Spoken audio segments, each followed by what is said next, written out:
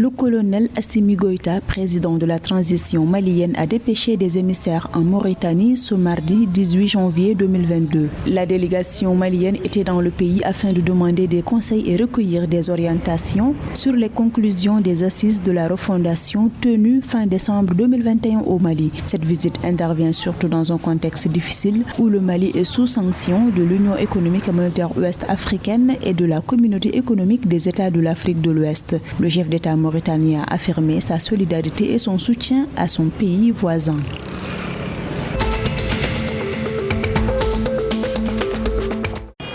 Au Nigeria, le taux d'inflation a légèrement augmenté de novembre à décembre 2021. Selon le Bureau national des statistiques, ce taux a atteint 15,63% en décembre 2021 contre 15,4% le mois précédent. Cela était principalement dû à une augmentation significative des prix des biens alimentaires en 2021. Ce sont les coûts des céréales, du pain, des pommes de terre, de l'igname, de la viande, du poisson, des boissons gazeuses, des fruits, entre autres, qui ont notamment grimpé durant la période sous revue.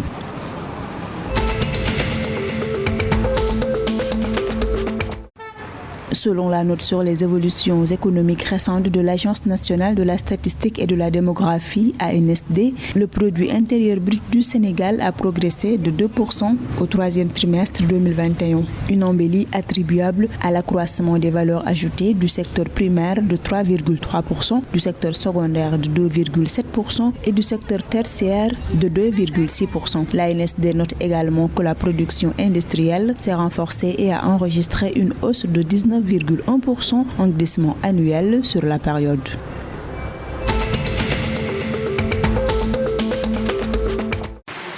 5,8 milliards de francs CFA, c'est le montant que Tolaro Global, une entreprise de transformation et de vente en gros de noix de cajou basée à Parakou au Bénin, va investir dans la filière anacarde. Ce projet de financement vise à améliorer la capacité de traitement des noix de cajou et créer de nouvelles lignes de revenus et de transformation des pommes de cajou cassées en produits qui peuvent être exportés. Également, 3 863 producteurs de la filière devront bénéficier de qualifications biologiques certifiées à travers des programmes de formation.